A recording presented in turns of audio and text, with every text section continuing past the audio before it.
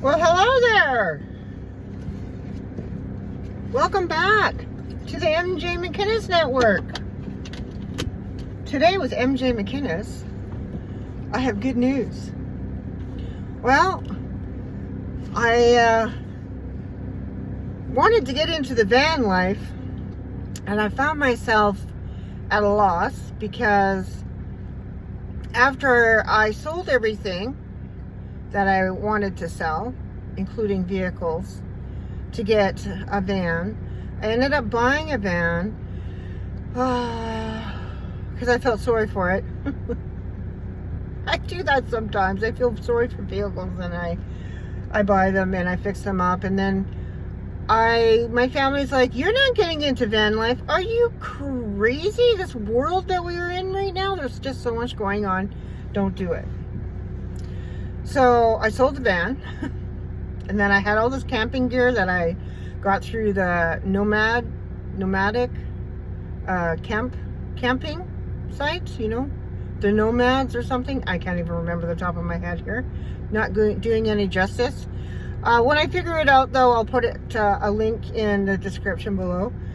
Anyhow, so then my mom's like, "Well, since you said something about it, and they're selling the house that you're living in, and you're basically homeless." I am basically homeless now that I sold my van, because that was my idea of fixing it up and living the van life. So I moved in with my mom on a room and board situation. Her rules for $500 a month. So then I started a YouTube channel called Darth and Birdie, because the car that I ended up buying 2 weeks in, because my mom had said, "If you're here, you can use my car." So one day I needed to use her car, and she said no, and I really needed it, and she says, no, you can't use it. I might need it. And I was just like, what the heck? So I said, well, I found a car, so I bought it. Oh dear. The $10,000 loan that I had got to buy a van, to start me into van life, I couldn't find one for under $13,000, and I didn't want to go back to the bank to get more money because I'm on long-term disability for my back and my knees. Plus, I have a cognitive brain injury, but that's for another vlog. And so I bought the first thing that was basically available. And it had speed, it had gumption, and I thought, man, this would make a cute little tiny camper. So the $10,000 that I got, I bought the car for $3,700. I ended up putting $7,000 into the car to make it roadworthy, because, well, I'm glad I bought it, because had anyone else bought it, they probably would have killed themselves in it, because it was that bad. The whole suspension was crap, and when I had sold it, all it needed was an AC recharge. And I was exhausted, and I didn't want to even deal with that anymore.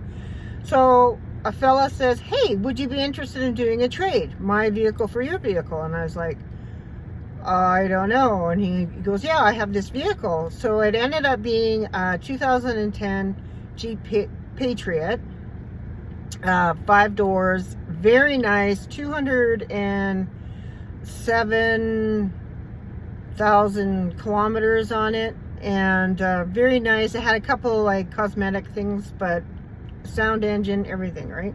I trusted the guy. I didn't get a diagnostic because the guy was a mechanic, and so his dad owns a mechanic shop, right? So yeah, no complaints. Well, my daughter's been looking for a vehicle for the last year. She can't find anything. She did find one vehicle. She had an appointment to go see it. The lady kept ignoring her calls. She took the ad down, and then she put it back up with $2,000 more on the price tag.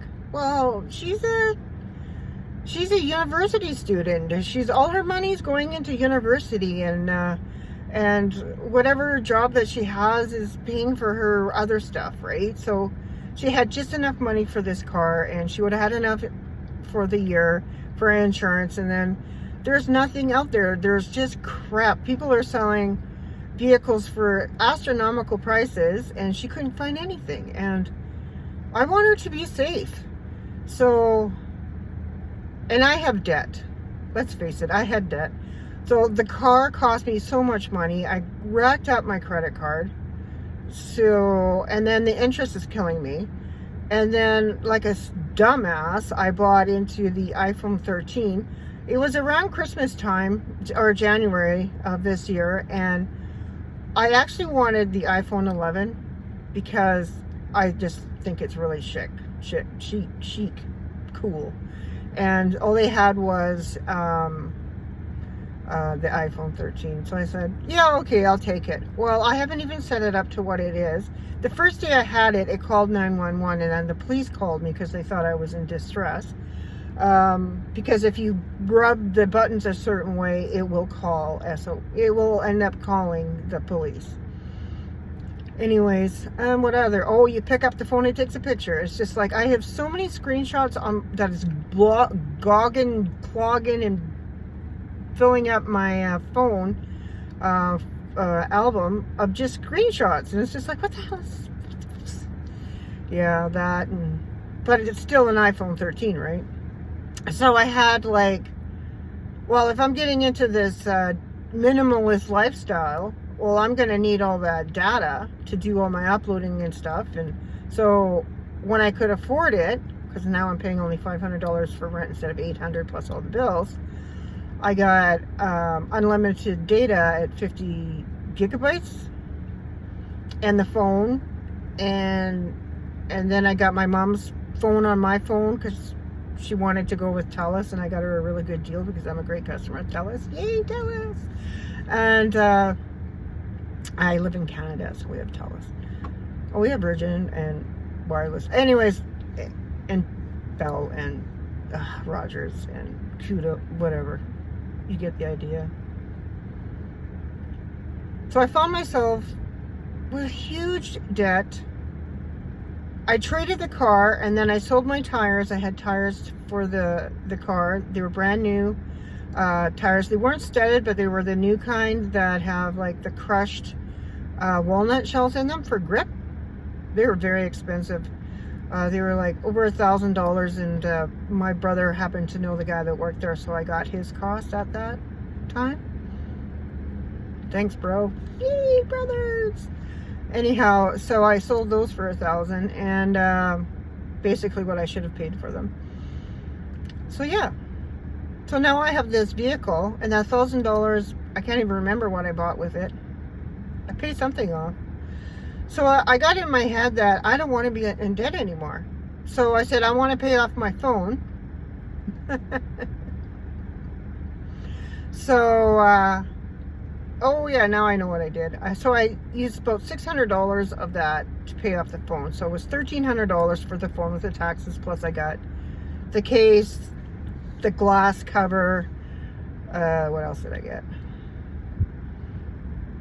Earbuds, which I've never used, and they hurt my ears. So if anybody has any tips on what is good for your ears to soften those things up, so I don't feel like someone's got their freaking big finger or toe in my ear, that'd be great. Thank you in advance. So yeah, so I did that. So now, because I did that, I get this bill for $600 in some sense. I'm like, oh, please pay by this time. I'm like, what? And in the meantime, at some point in there, I got the bank offered a overdraft, which has been a savior, because as soon as I get paid, I pay the $500 that I used to live on for the month, and pay bills that I couldn't afford to pay with my regular income because I'm paying off this phone.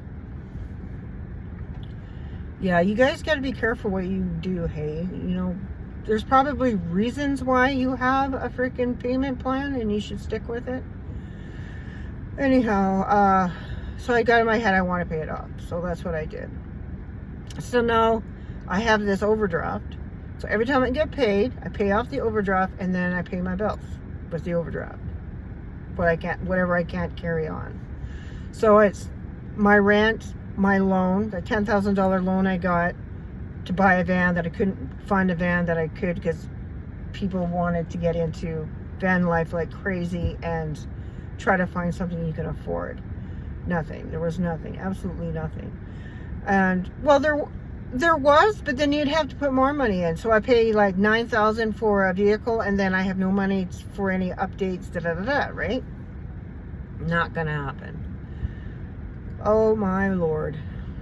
What a person will do to get into van life, or even just be a minimalist. It is worth it, but I don't know, should it be this hard?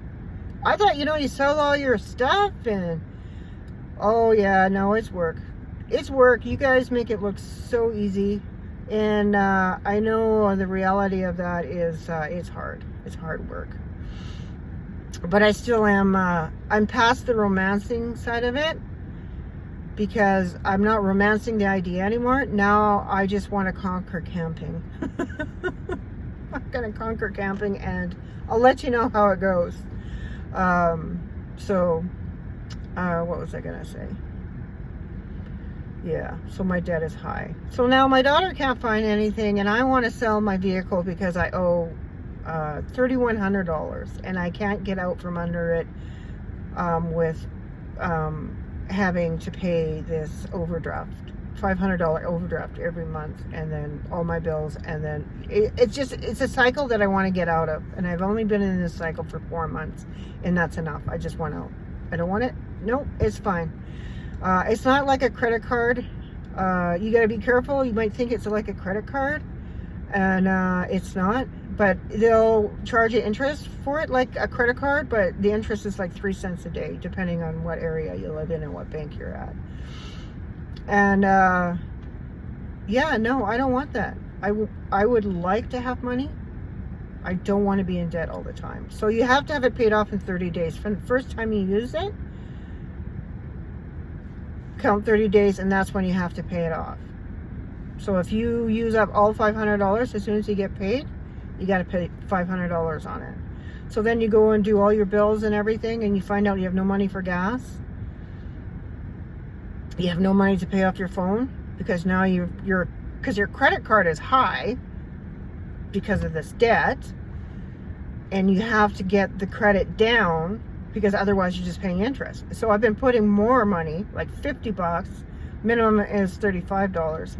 By the time I get to the next month, I'm overdrawn on the credit, so I owe an extra $15, $16 on top of that, plus my minimum payment, plus whatever extra I was going to put on it, which is a lot more than I have.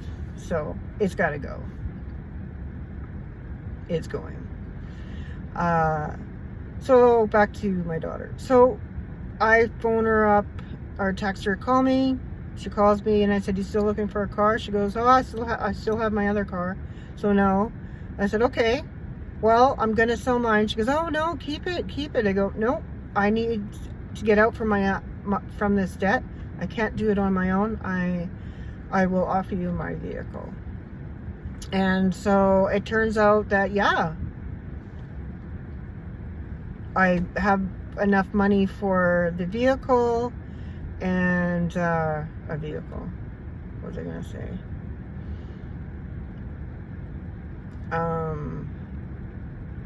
So she traded me her car plus $5,000 for the vehicle, for the 2010 Patriot. Now, I wouldn't have done it that way or hadn't have known about a certain exempt when you're our parents. You can trade vehicles with your kid. So actually, that's what I ended up doing. I gave her my car, and she gave me her car. My car is valued at $7,500, and her car is valued at $2,500. She's my daughter. I'd do absolutely anything for her. Absolutely anything.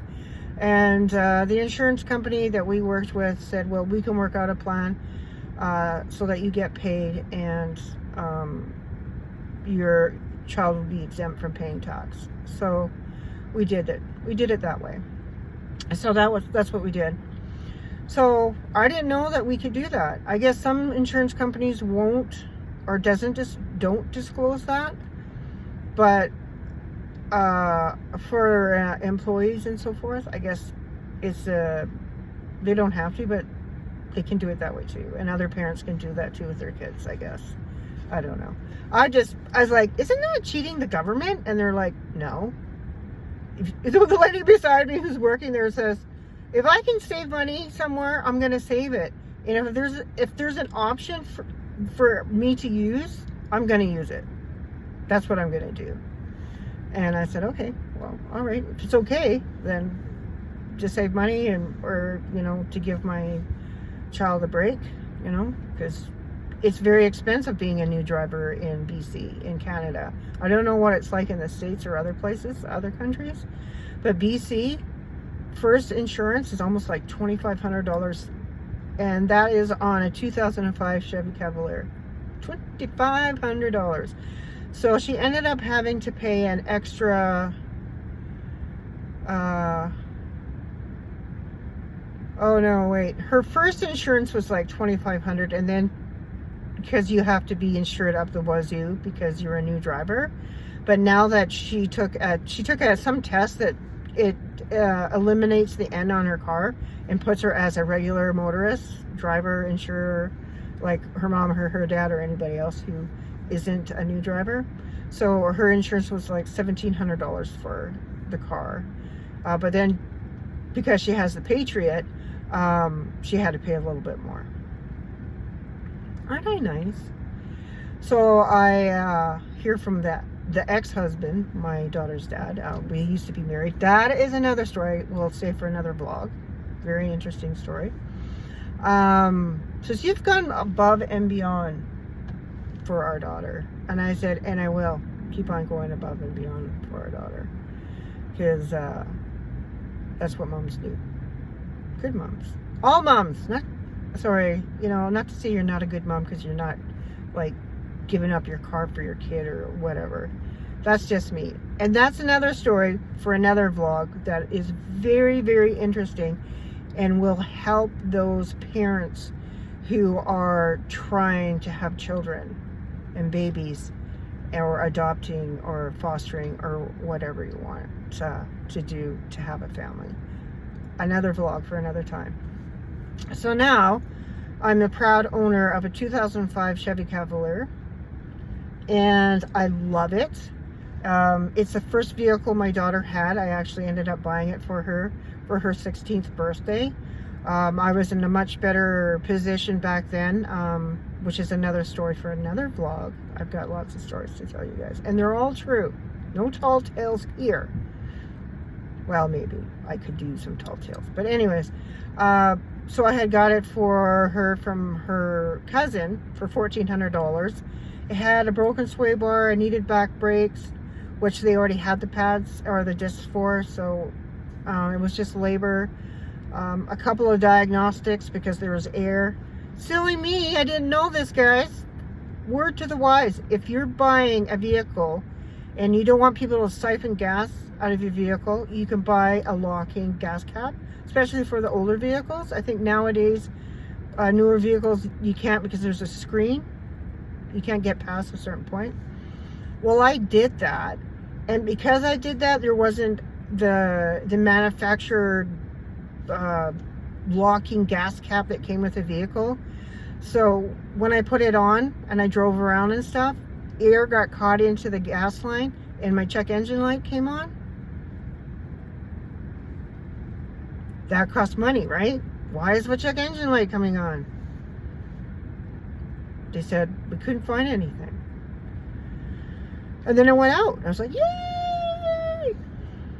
And then I went in, and then I went and filled up with gas and drove around again because I love driving, because I love it. And check engine light comes on and it doesn't go out. It doesn't go out. It doesn't go out. It doesn't go out like it did last time. I was like, what the heck? Take it in again. Different guy. He goes, it could be your gas cap.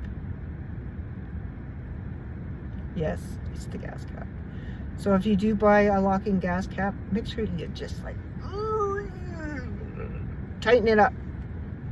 Make sure no air gets in, otherwise that light's going to come on. Funny thing is, it's going to come on every time you fill it up with gas, no matter how much you it. So be aware of that. But eventually it'll go out. So anyways, that's me today. Tomorrow's my birthday. It's my birthday. So for my birthday, I'm paying off my credit card. I'm paying off what I owe on the phone. So I'm going to be debt-free for my birthday.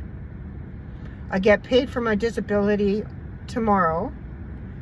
And I have to pay the overdraft, which is $500. And as soon as it's paid, I'm canceling the overdraft. So the overdraft is going to be gone. So for my birthday, I'm paying off my Visa, which is $2,600. Paying off my phone, which is $500.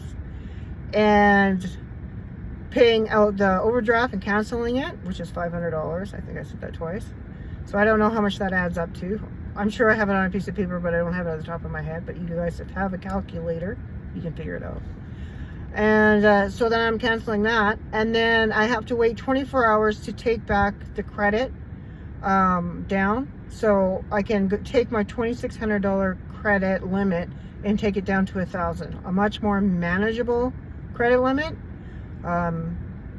Because I kept getting an increase to keep paying for these car parts and living. It's endless. You gotta, if you can, just try to be disciplined about it. It's really hard though, because I love chocolate. And that's another vlog, another story for another vlog. Oh, chocolate. Yes, chocolate. Okay, I'll give you a little taste of what I'm talking about, chocolate. The dollar store right now, you can get Halloween candy. You can get like a bag, like a pretty big decent bag of little Mars bars for $3.50. Yes, the month of October, I saw many a wrappers, many a empty a bag. Less cravings, more cravings for chocolate. The funny thing is I actually don't crave it. I just want it. I don't even think of it as a craving. I think of it as a sandwich. Breakfast cereal. Dessert before dinner. Yeah, it's an addiction. All right. I'll have more tomorrow. This is my first personal vlog on my channel. I started out as urban nomad. Oh, maybe I'll save all those channels for another vlog. I don't want to overwhelm you. So that's my story, and I'm sticking to it. Welcome to October 25th, 2022, and for many more vlogs. Take care now. Blessings, everyone. Bye now.